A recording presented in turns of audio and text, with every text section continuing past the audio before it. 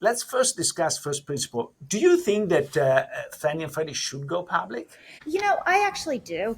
A public Fannie and Freddie with this split responsibility between doing the right thing for homeowners and having responsibility to the bottom line is actually about as good a way as I can think of to structure a mortgage market. The companies want to make mortgages that are profitable, that are going to pay off over time. They don't want to take too much credit risk because they need to earn a return. It means, on the other hand, that there is also pressure on them from the government from being too mercenary, and that there is some pressure on them to do the right thing for homeownership and to give back to homeownership. And I think that balance is about as well constructed as it can be. I think a dynamic like now, where the companies are in conservatorship and are subject to political whims over what their credit standards should be, that's really dangerous, because you can see an administration that could put a lot of pressure on them, and there's already pressure in some quarters to have them weaken their credit standards immensely in order to make mortgages more available to people. And you want there to be a legal mechanism for them to push back from that.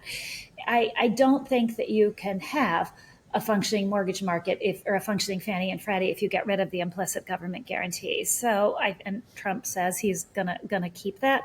So I'm kind of a fan of the way they were structured in the past. I know you could argue with this, but yeah, I do think that should be the case. But you could structure also a public company so that it earns a utility-like return, so that it's not supposed to just swing for the fences also and make the biggest returns it possibly can, but so that its returns are capped like utilities would be.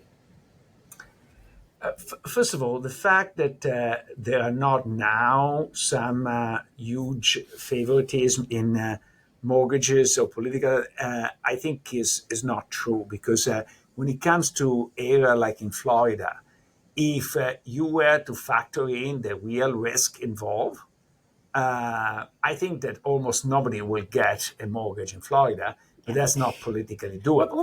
That's what I mean, that it is very political now, because Fannie and Freddie have been in the hands of the government for 17 years. And so there's been pressure on them through different administrations to either make or not make mortgages. And for sure, things are happening under the surface.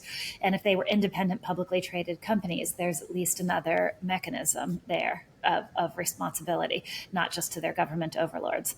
Yeah, but how do you prevent this? Is you are advocating to go back to Fannie and Freddie before, I am.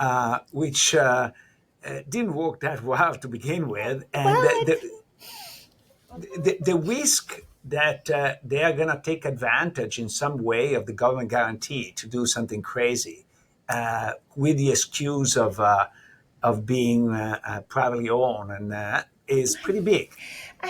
Fannie and Freddie held out in the financial crisis for a lot of years. And you're right, they finally folded because they had immense pressure from their shareholders and from the government to get back in the game, because they were losing so much market share to Wall Street's private label mortgages.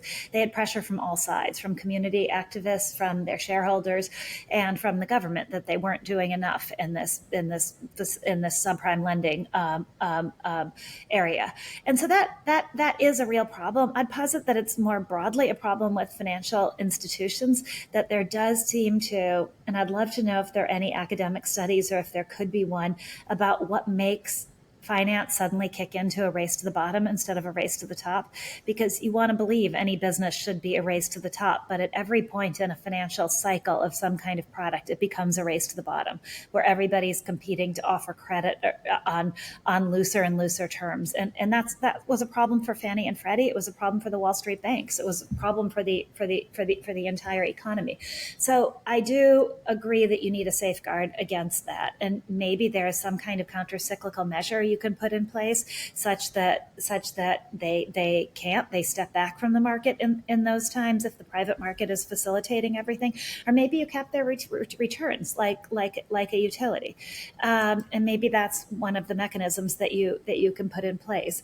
But I think you want them to have shareholders. You want them to be independent from the government.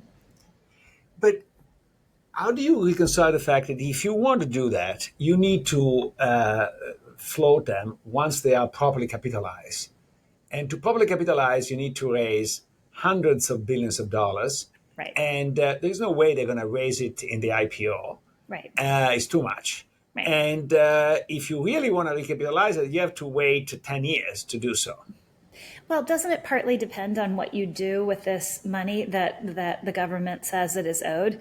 And so if there is some kind of forgiveness of that debt, it becomes easier to recapitalize them. But yeah, that's, I mean, part of the problem, part of the, if you are a believer that the GSEs were being punished, part of the nefarious design of the Third Amendment was to make it so that it was impossible for them ever to be publicly traded again because they'd never have the capital. Whereas if they had been allowed to start rebuilding their capital right then, with all of the immense profits they were generating, none of this would be a topic of discussion now because they'd have the capital. So there's a very I know conspiracy theories, but still, but but But what is your argument to completely wipe out the liability to the government? I don't know what to do with that, to be honest. I don't know what to do with the liability to the government. I think the right end state is for Fannie and Freddie to be publicly traded again. I don't know how to get there from where we are now. What do you think the right end state is? Um, I actually think that at this point it's better to keep them under government supervision because the moment you create private incentives, my latest thinking is that the worst combination is some government subsidy with some high power incentive scheme of the private sector. It's like private equity with student loans, a disaster. Private Yeah. equity with Medicare, a disaster. So I, every time you have this combination, is a disaster. And to some extent, this was true also with Fannie and Freddie in 2008. Even if I don't consider them responsible for the financial crisis, they created or exacerbated the problem. And at least at the beginning, they forced a massive government intervention. So I think that, I don't know, I'm very. I agree with you, except that I hate to break it to you, but because they are such a huge portion of the mortgage market, that incentive already exists. There's a controversy among inner Fannie and Freddie circles. The GSEs were encouraged to do these credit risk transfers that were supposedly putting some of the risk of the mortgages they made, transferring them to Wall Street institutions. There are some people who would argue that very little risk was actually transferred and Wall Street made a lot of money because with Fannie and Freddie as government entities, they don't have the backbone or necessarily the caliber of well-paid people to stand up to Wall Street firms. So those incentives that you talk about about government guarantees and the government involvement in the market mixed with the private sector are there, regardless of whether Fannie and Freddie are publicly traded or whether they're owned by the government. And so I like the transparency of them being publicly traded and that at least you can see what's happening in their financial statements. And at least they do have a responsibility to their own bottom line that stops them from being completely suckered by Wall Street. Because you can bet, I mean, if I had perfect clairvoyance, I would bet that Wall Street has made billions of dollars off Fannie and Freddie being in government conservatorship. They found all sorts of ways to skim from that, and they will continue to. And so I like the idea of a Fannie and Freddie with a backbone of their own. What makes it worse vis-a-vis the current situation is the high power incentive scheme that All they're going to right. get. And maybe you should force them not to lobby, retain the right not to lobby, and to pay their CEOs very little. Yep. So I'm that, and not to have a high power incentive scheme. Maybe that could be a compromise in that dimension. Yeah, well, if you cap their returns like a utility, then they wouldn't have the incentive to swing for the fences. And I mean, yeah, and if you capped executive compensation somehow such that you were getting something that was enough to lure talented people, because the old Fannie had some smart people working there, who had come out of places like Goldman Sachs because you could get a job at Fannie Mae. And maybe what you do instead is you make it so that if you ever take a job at the GSEs, you can't go on to work in politics because that was the ugly part of the old Fannie, is that it was a place for people who had been in politics to go and then make a lot of money. And so it was this revolving door of ugliness, particularly in the Democratic Party. And you definitely don't want that again. So maybe there could be some restrictions around your ability to come from government and go into working for Fannie and Freddie. But I think there are ways to alleviate that. I like the transparency of the two of them being publicly traded companies with required to file financial statements and with shareholders looking at them.